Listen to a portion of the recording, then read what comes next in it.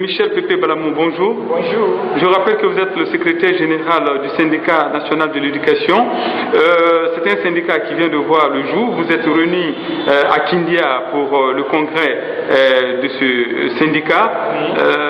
Pourquoi la création d'un nouveau syndicat alors que, dans le cadre de l'éducation, bien sûr, alors qu'il y a le SLEC qui se bat beaucoup plus pour vous? Merci bien de l'invitation. Comprenez que nous avons créé ce syndicat appelé le Syndicat national de l'éducation, en abrégé SNE, pour insuffler une nouvelle dynamique au monde syndical qui est vieillissant, évanescent et moribond, pour faire en sorte que les enseignants eux-mêmes soient défenseurs de leur propre idéal d'amélioration de leurs conditions de vie. C'est pas le cas avec Abakar Souma? C'est le cas avec Abakar Souma, mais cela ne nous empêche pas nous aussi de créer notre propre structure syndicale, d'autant plus que la liberté syndicale est consacrée dans le texte de loi.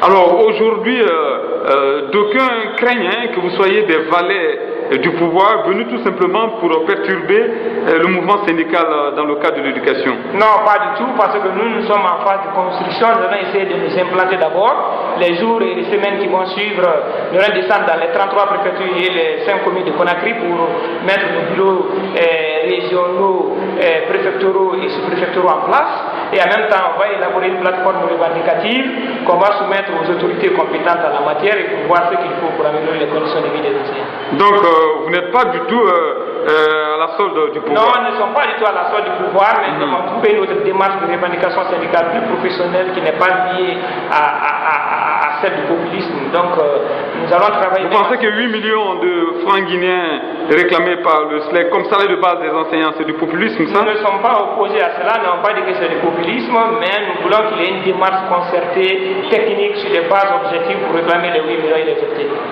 Alors, pour terminer, quel va être l'argument sur lequel vous allez vous appesantir justement pour convaincre le gouvernement pour améliorer les conditions de vie des enseignants guinéens? C'est très simple, nous allons partir avec nos bulletins de paye des enseignants. On va voir, il y a certaines primes là-bas, comme prime de transport, prime de logement, prime de créer, prime de préparation, prime de documentation.